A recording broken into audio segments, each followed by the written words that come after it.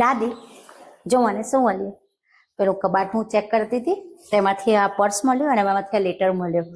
મેં ને મમ્મીએ વાંચ્યો, બહુ મસ્ત છે.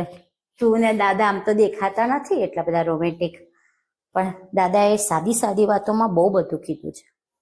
તારા વિશે બહુ સારું લખ્યું છે.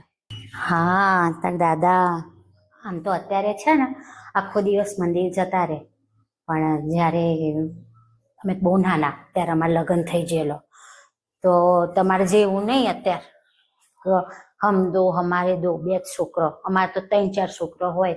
અને તું જોવું તો તાર દાદાને સરકારી નોકરી શિક્ષકની, તે આવક કેવું છે, તો જોડે ખેતી કરું અને વધારાના છોકરાને ઘેર ભણાવું એ ખરા.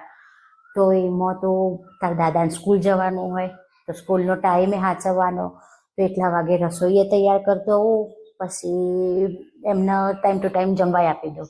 ખેતર તો જેટલો કોઈ આટલો નહીં, એ તો જેટલો છે બીજા ગામના સેવાડ, તો ત્યોએ ચાલીને જવાનું. તમારે જેમ આ એક્ટિવા કે એવું બધું તો હતું નહીં, તો પછી કરતો અમે. પણ તાર દાદા કદી મારા જોડે ગંદી રીતે વાત નહીં કરી, કે ગાળ નહીં બોલ્યા, કે ગુસ્સાથી વાત નહીં કરી, હંમેશા સારી રીતે વાત કરી.